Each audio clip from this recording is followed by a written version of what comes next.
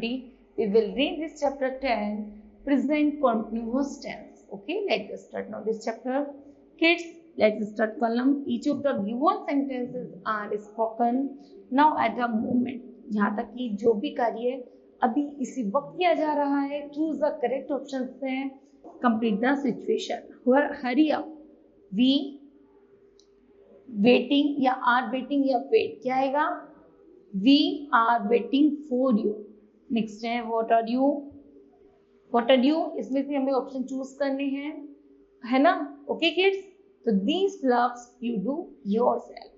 Next है यहाँ पर लर्निंग टेक्स्ट है the tense which show that the action is incomplete. जहां पर कार्य इनकम्प्लीट है but is still going on, लेकिन लगातार गति से चल रहा है, is called present continuous tense. उसी को हम प्रेजेंट कॉन्टिन्यूअस टेंस कहते हैं. Uses of present continuous tense है it is used to express an action which is happening at the time of speaking. जहां पर बोलते के साथ ही समय पर वो कार्य किया जा रहा है, उसी को प्रेजेंट कॉन्टिन्यूअस टेंस कहते हैं. एग्जांपल है the child is playing with the bat. The sun is shining in the sky. I am reading a book. जैसे यहाँ पर इज के साथ वर्ब में आईएनजी का यूज हो रहा है ना, तो उसमें क्या हो रहा है, कार्य को अभी दर्शाया जा रहा है जो अभी प्रेजेंट समय में चल रहा है. चलिए नेक्स्ट है it is used to show an action which is likely to happen in near future. जो पास ही फ्यूचर में इसको इंडिकेट करता है उसी को हम क्या कहते हैं, प्रेजेंट कॉन्टिन्यूअस. जैसे I am going to zoo tomorrow. हम कल जू जा रहे हैं, मतलब अभी गए नहीं है लेकिन फ्यूचर को इंडिकेट कर रहा है, लेकिन कार्य प्रोसेसिंग में है. Next our friends are arriving at night. मेरे जो मित्र हैं वो रात को जा रहे हैं. ओके चलिए they are organizing a health checkup camp on Sunday.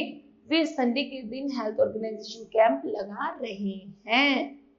Okay चलिए नेक्स्ट है अफर्मेटिव सेंटेंस. अफर्मेटिव सेंटेंस की टेबल स्ट्रक्चर है. आई के साथ यूज होता है एम का, और वर्ब की फर्स्ट फॉर्म के साथ आईएनजी और अदर वर्ब. उसी तरह ही वी यू दे के साथ यूज होता है आर का, वर्ब की फर्स्ट फॉर्म के साथ आईएनजी और अदर वर्ब. नेक्स्ट है ही शी के साथ इज, और वर्ब की फर्स्ट फॉर्म में आईएनजी और अदर वर्ब. ओके चलिए नेक्स्ट है रिमेंबर पॉइंट्स है to form in from the verb. Verb के साथ हमेशा आईएनजी का यूज किया जाता है. Verb ending in E drop E. तो हम क्या करेंगे, यदि हमारा कोई शब्द ई पर ड्रॉप मतलब ई पर खत्म हो रहा है, ई को हम हटा देंगे और उसकी जगह लिखेंगे गिविंग. उसे टेक का आईएनजी हटा देंगे और लिखेंगे टेकिंग.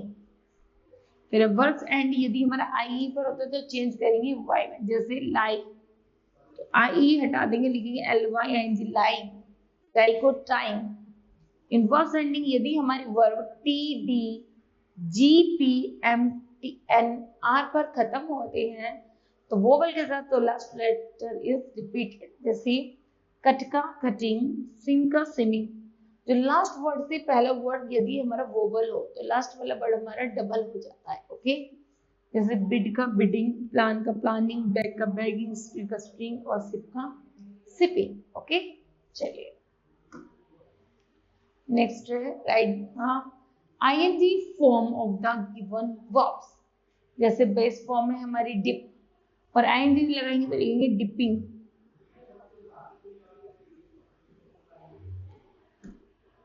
क्या लगाएंगे, डिपिंग. ओके इस तरह किड्स आपको ये फिल करना है. नेक्स्ट है नेगेटिव सेंटेंस. नेगेटिव सेंटेंस का सेंटेंस स्ट्रक्चर है जैसे आई के साथ एम होता है ना, और एम के साथ होगा नॉट, और फिर उसके बाद वर्ब की फर्स्ट फॉर्म और अदर वर्ब. फिर वी यू दे के साथ आर का यूज होता है और उसके साथ लगेगा नॉट, और वर्ब के साथ फर्स्ट फॉर्म के साथ आईएनजी और अदर वर्ब.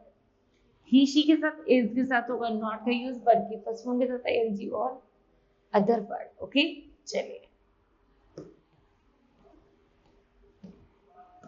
नेक्स्ट है इंटेरोगेटिव सेंटेंस है यस नो टाइप क्वेश्चन. जैसे सेंटेंस स्ट्रक्चर है एम एंड का सब्जेक्ट है आई और वर्ब की फर्स्ट फॉर्म के साथ आईएनजी और फिर अदर वर्ब। जो भी हमारे इंटेरोगेटिव सेंटेंस में यस और नो का यूज होता है, जो भी हमारी हेल्पिंग वर्ब होती है वो हमारी बाहर आ जाती है। जैसे वी यू दे के साथ यूज करे थे हम आर, तो आर आ गया हमारा बाहर, और बाकी सेंटेंस एज इट इज। उसी तरह ही शी इट की वर्ब मेन वर्ब है इज, इसको बाहर डालेंगे और लास्ट में क्वेश्चन मार्क। नेक्स्ट है दे के साथ आर, तो बनेंगे are they going for a walk और लास्ट में क्वेश्चन मार्क। ओके, नेक्स्ट है इंटेरोगेटिव सेंटेंस में आता है WH type questions. WH type है जैसे what, why, how, who, where and when. इन सभी के साथ सब्जेक्ट के अकॉर्डिंग हेल्पिंग वर्ब लगाई जाती है, तो लगेगी helping verb subject plus verb की फर्स्ट फॉर्म के साथ आईएनजी और अदर वर्ब। इन शब्दों का प्रयोग किया जाता है लास्ट में क्वेश्चन। ओके, तो इन्हीं को हम कहते हैं इंटेरोगेटिव क्वेश्चन, क्योंकि यह जो जब सेंटेंस में इन WH वर्ड्स को लगा दिया जाता है तो एक क्वेश्चन की स्थिति क्रिएट कर देते हैं, इसलिए हम इसे इंटेरोगेटिव क्वेश्चंस कहते हैं। Okay, now kids, this chapter will be completed. I hope that you understood that. Thank you. Have a nice day.